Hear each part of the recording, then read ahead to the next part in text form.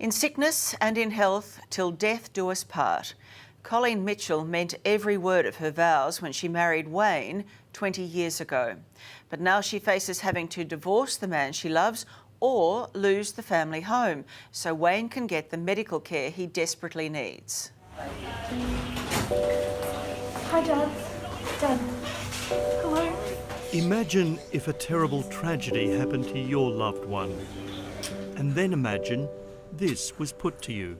I've been told that it'd be cheaper to divorce and then he'd go on a pension. What would you do? The cost of caring for Wayne Mitchell is enormous.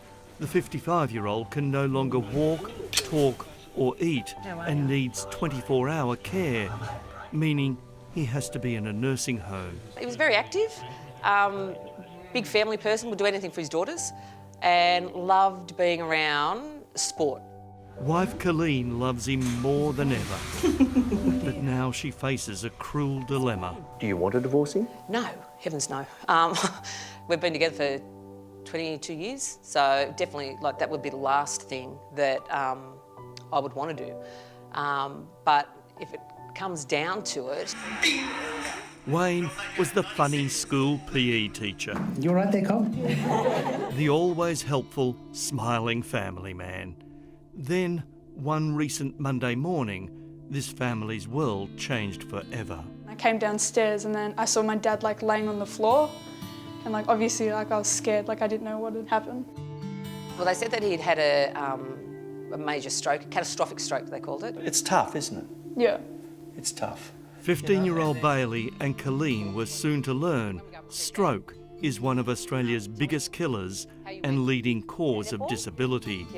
But they were also to find out it's one of the most costly medical conditions. Anything up to 700,000 and could be an additional $100 a day on top of that. Marriage is not all beer and Skittles. That's what they're facing to get Wayne into a nursing home. Quite challenging at times. And for the daily care he requires. I've still got to live and I've still got to pay the mortgage on this house. So, yes. Have you? How much is? Can I ask how much? Yeah, $450,000. A hefty mortgage, a house full of bills, and a teenager to bring up.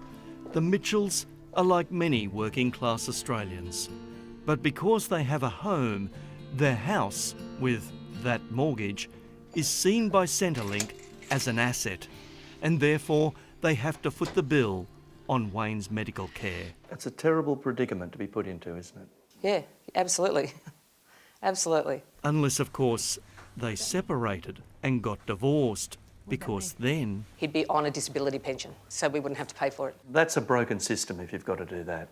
Absolutely. If the funding's there for us to do it as a divorced couple, why isn't the funding there in the case of what we have now? So Colleen has a heartbreaking decision, on top of everything else she's facing. Sell the family home to pay for Wayne's care, or divorce the man she loves. Heavy heart, but you've got to look at what I've got to do for our child, and I dare say that there's no way that he'd be saying, sell up, because I'd have nowhere then to live. And it's changed from being a home into an asset. Colleen is not alone. There are many people around the country in the same situation, like Paul and Martha Butler. That was a nightmare. On the night their baby was born, Paul went out with friends to celebrate, but was viciously bashed by a thug, sustaining brain injuries. She's my rock. She is your rock, eh? This is a rare home visit. For many years, Martha cared for him in their modest family-owned home, but in recent times she was struggling, and so Paul moved into a 24-hour-a-day care facility.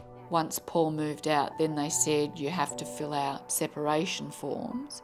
Because they owned their house, Martha faced those same Centrelink rules.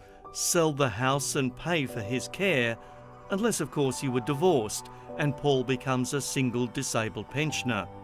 For the last 18 months, they've tussled on what to do. But the bureaucrats are wanting an answer now. Don't take it off us.